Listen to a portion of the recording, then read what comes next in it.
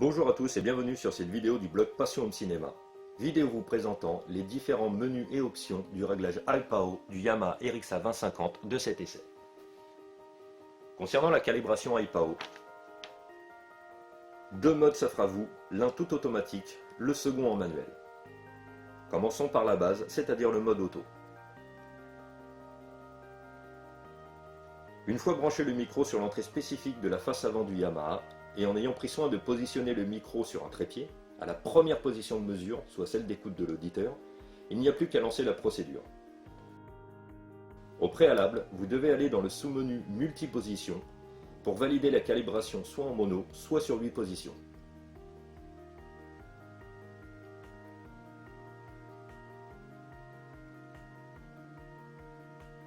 Le dernier sous-menu intitulé Résultats vous permettra de voir là et comment a agi la calibration.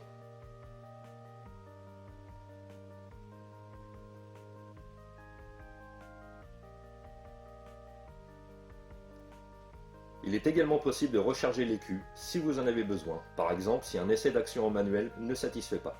Il suffit de recharger la calibration racine.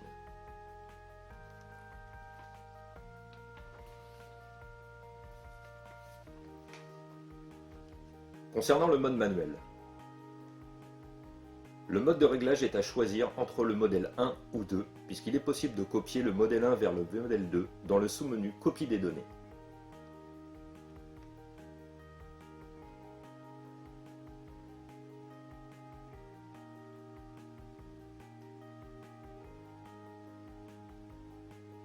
L'affectation des amplis de puissance intégrés. Ici, vous aurez un choix déjà conséquent où vous trouverez certainement un mode adapté à vos matériels.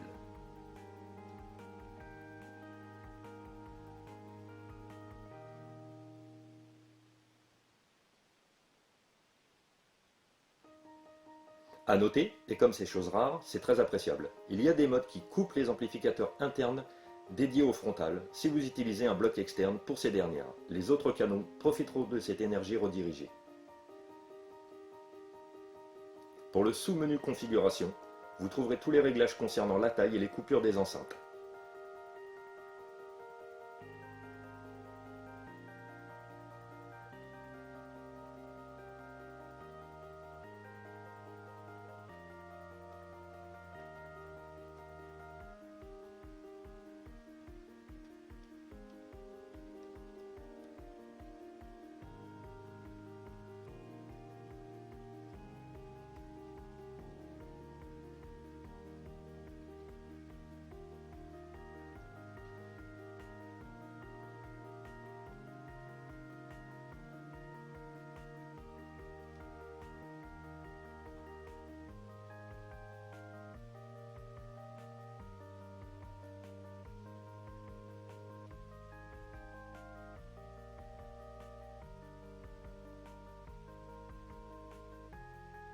Viennent ensuite les sous-menus où rentrez vos distances et niveaux de chaque haut-parleur si besoin.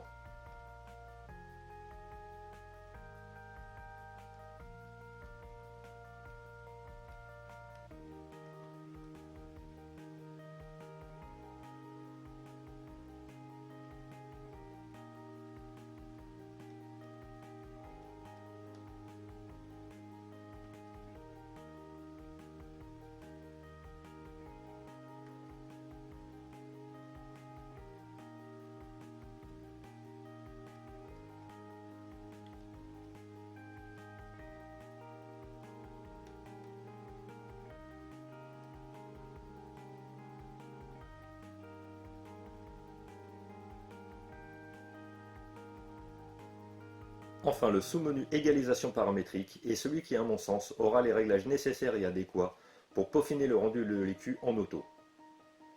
Ou si le cœur vous en dit, rentrez vos paramètres que vous aurez relevés avec un logiciel de mesure plus micro externe étalonné. Une fois rentré dans ce sous-menu, sans aller en mode manuel pour l'instant, il vous sera possible de choisir le type de calibration iPAO réalisé par l'appareil, avec 3 choix possibles.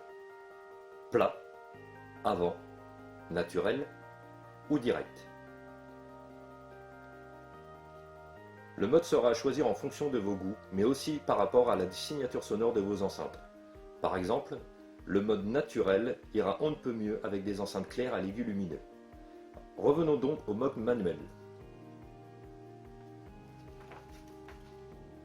Dans ce mode, vous pouvez donc visualiser les bandes, le facteur Q et le gain appliqués par la correction, et ainsi gérer chacune d'elles indépendamment suivant vos envies ou besoins.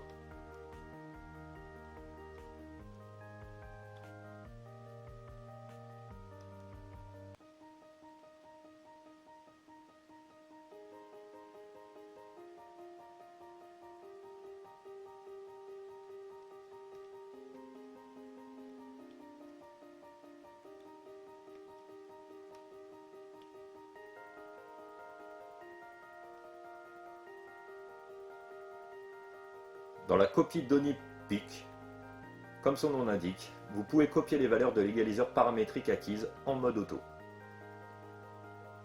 L'effacement des données réinitialise les données PIC téléchargées au préalable dans la copie des données et vous donne ainsi accès aux réglages initiaux.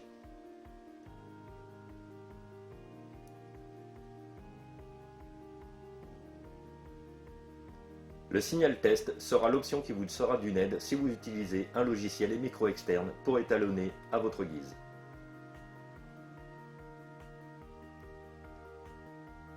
Voici qui termine cette vidéo vous ayant présenté les différents menus de l'iPAO Yamaha RXA 2050.